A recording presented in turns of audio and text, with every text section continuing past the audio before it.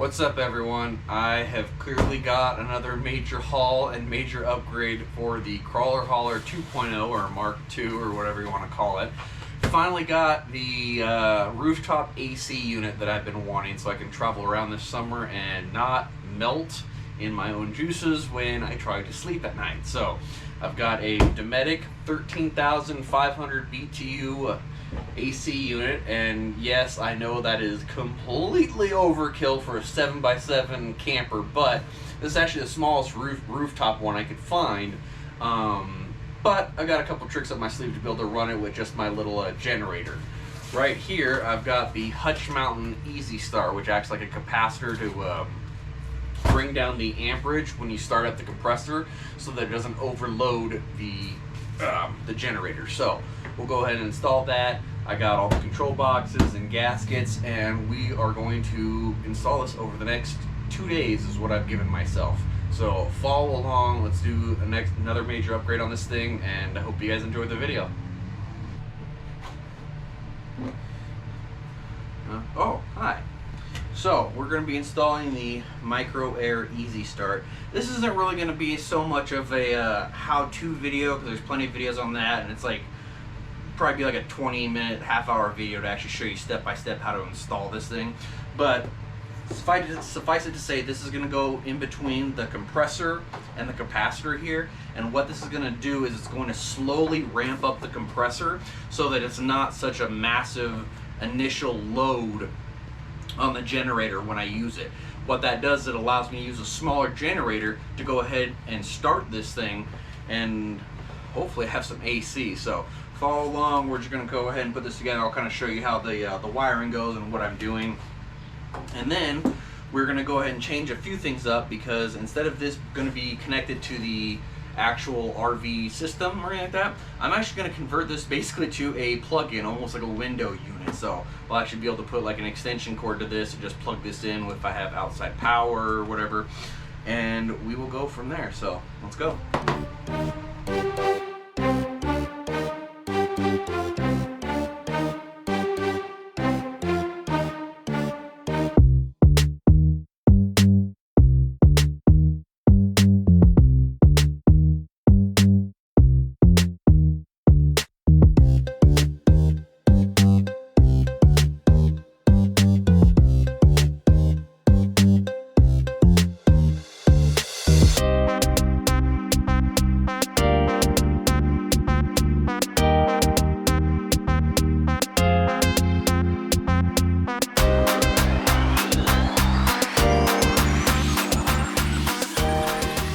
Let's give you guys a little rundown here. Got the Micro Air Easy Start. Pulled it through the box, conduit box, drilled the hole, put the grommet around there so it doesn't rub and chafe. Obviously, I kind of zip tied all the wires, made them nice and neat. And like I said, I'm not going to go over the details of how this works, but basically, this is the capacitor. Micro Air Easy Start goes between the capacitor and the compressor, okay? And all it does is just make it so that it starts and ramps up easy, so that it doesn't have too much locked rotor amperage, because that's what goes ahead and hurts the generator, is that locked rotor amperage. It's so high to get that compressor starting to turn that it overdraws or overloads the generator and shuts down. The generator right there has enough power to run this, it just doesn't have enough power to start it. So that's what this Micro Air Easy Start does. So I zip tied all the wires, everything's nice and neat and out of the way. Zip tied, routed the cables, okay, and I hate a wires nest, so zip tied, use the Wago connectors there, make sure everything's connected, okay, and it comes out there. So the next part is now going to be wiring this thing up for just a normal plug-in. After probably about an hour and a half of coming up and down on this trailer, I finally found the spot that I need to get this thing to be able to fit between the cabinets and the current existing vent. Got everything mounted out. I've actually even got the AC unit up on top here. Check it out. Right there. And we're gonna try to get this thing in here now. So let's go ahead and make the cut.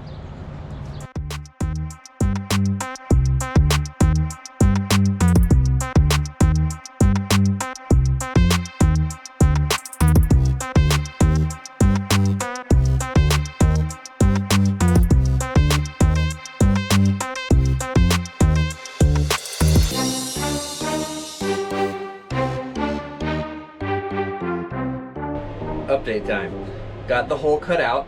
I've got it clamped right now just because there was a little bit of separation between the inside and outside layers. And then I also put a bead of silicone along the top and bottom parts there where the foam meets the both top and bottom of the, well, the camper there. So that way it'll help prevent water from leaking underneath. The AC unit is up there. I'm gonna let this dry. It's got about a 30-minute dry time. It says it's a quick dry silicone, so that'll be good. Cleaned up the camper here. Then the next phase, we'll be able to go ahead and physically position the camper up on top, centered over here, and then actually use the mounting brackets to bolt up through and hold it down. Hopefully, my goal today is to just go ahead and get it physically mounted and in place, and then depending on the time frame, either start, finish, or start do the electrical part tomorrow. So.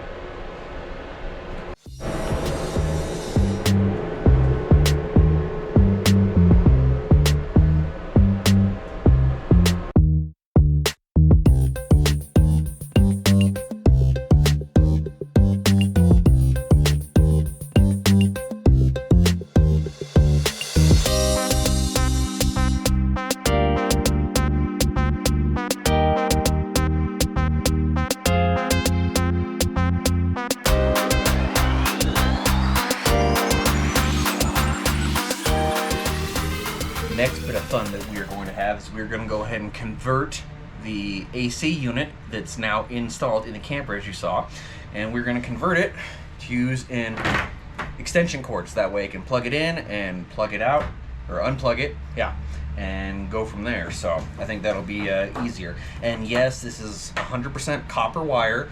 This is 12 gauge, which is the recommended size for the volts that it's going to pull. So this is just fine. It will be covered in wire loom to prevent any chafing, and it'll be secured using those mounts that I've been using. So there is absolutely no way that this thing's going to chafe or burn out. The cord's larger than what it needs to be. So let's go and get started to modifying this so I can hook it in there and start getting some cool air in that bad boy.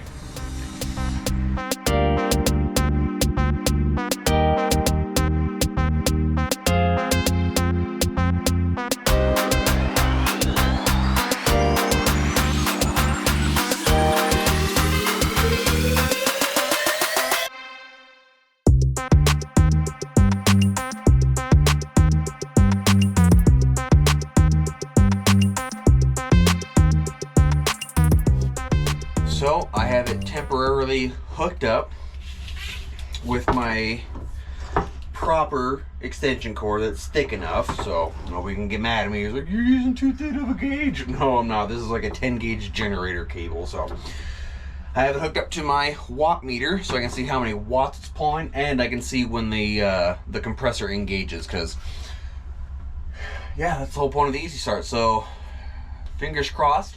Let's go and start it up for the first time and see how she does.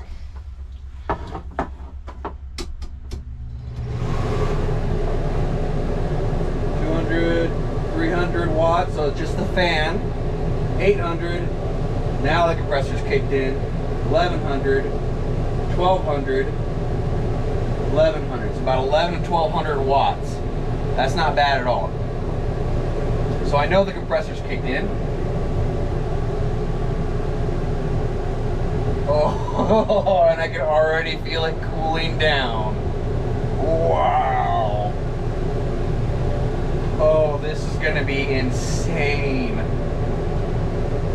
This thing is gonna freeze me out of here. Whoa. And I'm only pulling about 11 to, let's see if we can see that in there. 11 to 1200 watts. And that actually gives me hope, because my Blue Eddy can handle up to 2000 watts continuous. So, yeah, that makes me think that I wonder if my Blue Eddy there can actually run this thing for a little bit just to cool it down if I needed to in an emergency. Oh yeah. Yeah, that's cold, you guys. Wow.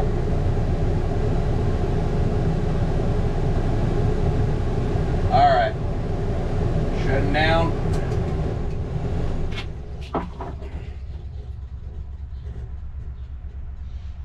There we go, 0 watts. Okay.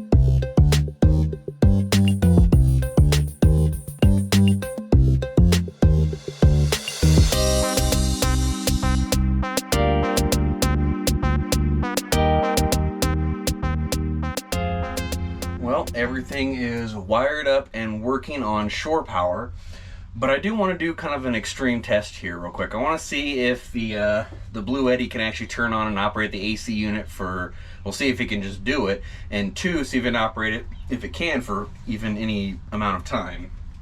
Like in an emergency, if I just need to cool it down real quick and then shut it off. So now let's try it here. We'll turn on the AC side. Power's on. Got 120 volts.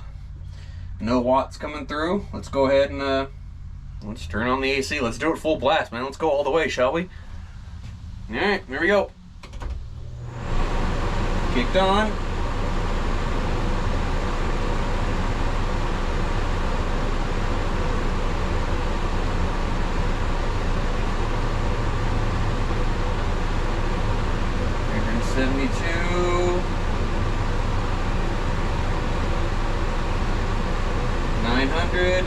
There we go. That was a lot slower start than when I was on shore power, but the compressor's clearly kicked on. It's at this one. The Blue Eddy is showing 1450 watts pulling, and my watt meter is showing about 1300. So yeah, I would say that's about right considering the inefficiencies of just the inverter. But I am blowing cold air, and so if this thing was fully charged 1400, I could probably get a little over an hour of runtime if I really needed to. Now, the nice thing about having this big of an AC unit is the fact that it does not take very much to cool off this 7x7 area, especially with 2 inches of insulation. So that's pretty awesome. A testament to the Blue Eddy AC unit. Everything looks absolutely amazing. This is awesome. So in an emergency, I could easily 100% run this off the battery for a little bit if I needed to. So pretty awesome.